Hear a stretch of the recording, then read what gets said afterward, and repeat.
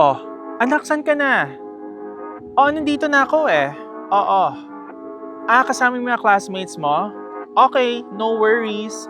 Charot. Hey friends, this is Makoy Dubs and welcome to another episode of Clutch.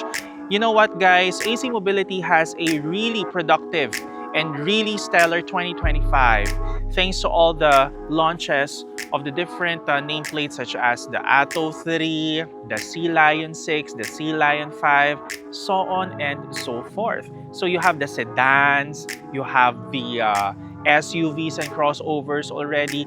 But what is completing the 2025 is the launch of the new BYD E-MAX 9 DMI. And as you can see, definitely ito po ay isang family vehicle. We are here in South and we are giving you the first drive of this family vehicle. Let's go. Now you have three options for the BYD E-MAX 9 DMI.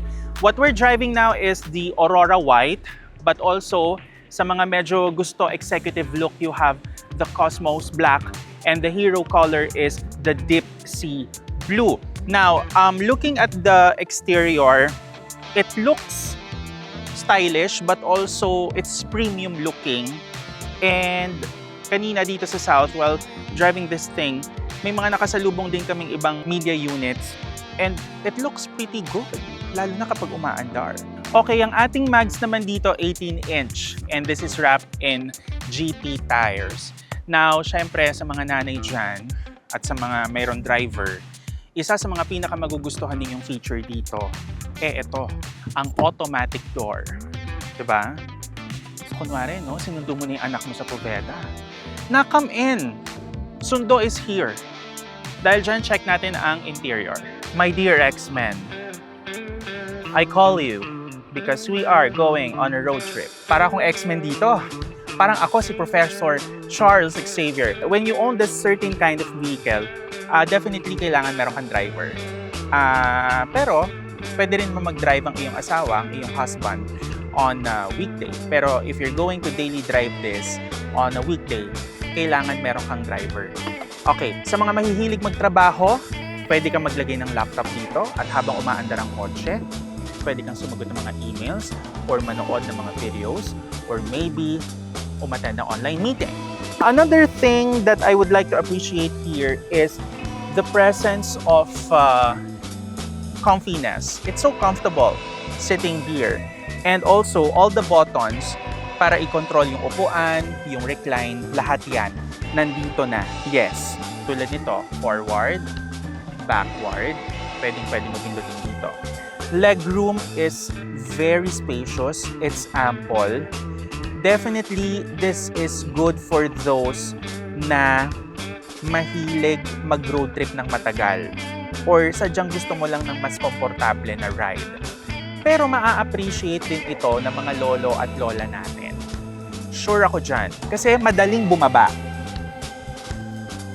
Walang kahasel-hasel. Walang kahasel-hasel. Madali din pumasok. Oh, diba? Anyway, Mom is here. We'll go ahead. Sorry. Akala mo tapos na tayo.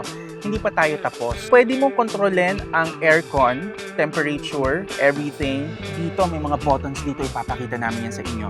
Ngayon punta tayo dito sa kabila. Yes. Kunwari, galing ka ng grocery. Napagod ka. Huwag kang mag-alala. Akong bahala.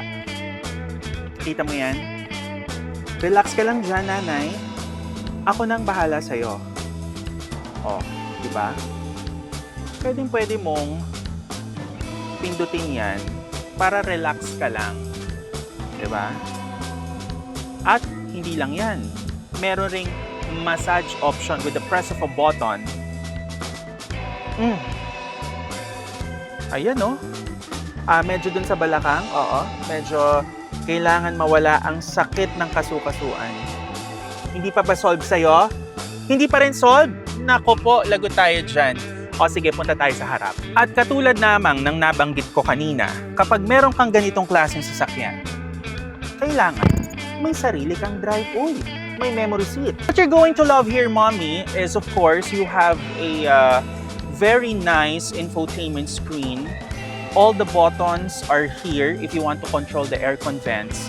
Merong magandang feature yan, ipapakita namin sa inyo. Just press this at pindutin mo lang ng ganyan. Ang hangin ay susunod na sa'yo. Hindi mo na siya kailangan kontrolin dito.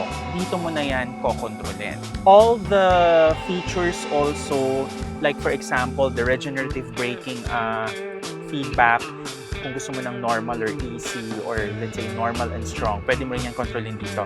Wireless charging is very important, especially sa mga nanay. 50 watts capacity. Fast yan mga sis. Yes, indeed. Ngayon, ang mga anak natin, alam naman natin hindi sila kontento. Kaya, I suggest, pag meron kang ganitong klaseng sasakyan, magdala ka ng maraming orange juice. Pwede kang maglagay dito. Oo, ng mga gamit pa. And meron siyang built-in refrigerator. Ayan o, pwede mo yung kontrolin dito. Nakatuwa But also, you have 2 cup holders. Ayan. The interior here in front, it's so premium. Hindi ka tinipid sa material. Hindi ka tinipid sa build quality. Because wherever I touch, hindi ka tinipid. Ang ganda nito, 'di ba? Quality. Marami ka ring pwedeng ibutingting dito sa taas, no? Like for example, the moonroof, you can control that here with the press of a button. This is soft touch, by the way. Okay? Napakadaling gamitin. Also, yung ilaw natin dito, soft touch also. You can put your sunglasses here and also meron ka rin namang mirror dito. LED na ang lights mo dyan. Diba? Kung kailangan mo mag-retouch ng iyong makeup, pwede. And what's important is you have the BYD NFC card wherein kapag tinap mo siya dito sa side mirror ng iyong E-Max 9, automatic mag-o-open na yung iyong sasakyan. So we'll keep it that dyan. Also, punta naman tayo sa driver's seat. Meron din akong gustong mga ipakita sa inyo. By the way, kapag kabubuksan nyo pala ito, double press. 1, 2. O, diba? Napakadali. Ngayon, nandito tayo sa driver's seat. All I can say is, kung ano yung kinomportable ng passenger seat sa harapan, ganun din naman sa driver. It's equal. Siyempre, digital na rin ang iyong instrument gauge cluster, but it's so easy to understand. Nice to touch the steering wheel. It feels premium. Tilt and telescopic po yan. Okay, ayan. Pero ang maganda sa kanya, mahigpit siya. Hindi siya yung parang pagka in-adjust mo, biglang gaganon. Yung biglang bababa. This one, no. It feels tight. Also, all the controls, or as you have noticed, the gear selection, it's not here anymore. For the E-Max 9 DMI, it's here. Diba? Dito mo yun kokontrolin. It's easy to understand. Also, some of the features like the wiper operation, the turn signals, nandito yan sa kaliwa. Very straightforward indeed. Material-wise, again, I must say this, hindi ka talaga tinipid. Ang ganda ng interior quality. It's well thought of. And for its price point, it's enticing. Diba? With all the features na meron ang BYD E-Max 9, doon mo masasabi na you get the value for your money. Now, let's focus on other features such as the 12-speaker sound system. So kung mahilig kayong makinig sa music, maa-appreciate nyo yan. Pero syempre, wag natin palampasin ang third row. Let's go. Ang maganda dito sa BYD E-Max 9 ay stand 5'11". Hindi ako hirap pumasok sa loob. Especially kung ako ay pauupuin ng magulang ko sa third row. This is adjustable. You can adjust that also. So this is a 7-seater family car. Diba? Kunwari, kung medyo nasisikipan yung adult sa likod, sabihin mo lang dito sa pasahero, excuse me, pwede bang move mo ng kaunti. Diba? Hindi tayo magkakaroon ng problema dyan.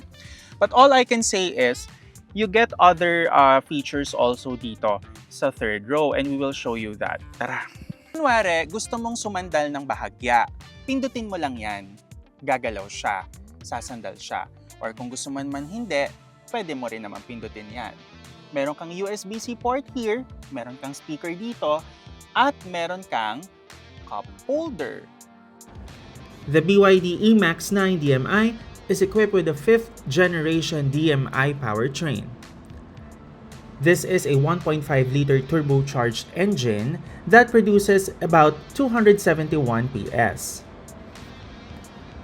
Hi everyone, so we are driving the BYD E-MAX 9 DMI.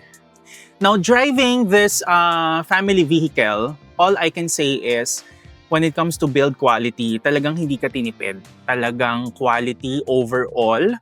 The premiumness and elegance is nagtatranslate from the driver's seat to the passenger seat, from the second row hanggang sa third row, which is very amazing, no? And of course, syempre this is a BYD. You have two modes of driving. Pwede kang mamili kung gusto mo ng EV all the way or hybrid electric vehicle. Pero I think the car is optimized to use the EV mode. Parang mas gusto niya na ginagamit yung EV mode. Kaya nga, the benefit of the Super DMI technology is that when you own one, kaya mong hindi magpagasolina ng isang buwan, ganong level siya. Dahil sobrang tipid niya, it's very efficient. Now, of course, we are driving in a closed course and hindi namin to madrive pa sa highway and sa city. So we cannot give you a fuel economy figures pa. Pero ang masasabi namin sa inyo, kung talagang gusto mo ng ganitong klaseng sasakyan na perfect para sa pamilya mo, na gusto mo elevated naman, 'di ba? Medyo maganda yung kumbaga yung image mo talagang hindi ka ipapahiya. This is gonna be a good choice. And kumbaga you want to break from the mainstream, no? Kung ayaw mo na ng legacy brand at gusto mo mag-try ng something new, something nice, this is a good choice. It's comfortable to drive, it's so quiet. Yung mga road bumps, hindi ko maramdaman halos. Pero masasabi ko, komportable to. Hindi ninyo pagsisisihan ang BYD E-MAX 9 DMI. So we've shared to you all the features of the interior. It's pretty straightforward. We don't want to be very technical here. 'Di ba? Hindi naman namin kayo idadaan sa teknikalan, pero idadaan namin kayo sa praktikalan. Well, definitely this is a practical choice. And especially if your budget is on the range of around, 2.5 and up to 3 million and up, I trust you. And you have to trust me. I recommend this one. Parang gusto ko na nga eh. Kaya lang, dalawa lang kami sa bahay. Pero parang bagay sa akin yung seal. And that's it for our first drive of the BYD E-MAX 9 DMI. We hope that you love our review. Ganda ng turning radius. Ang ganda, suwabeng-suwabe, diba? Ang daling imaniobra, napakalambot. So yeah, if you want this, go to your BYD dealership near you. Magpa-reserve ka na ngayon din. Para by December, may bago ka ng sasakyang pampamilya. Thank you for watching.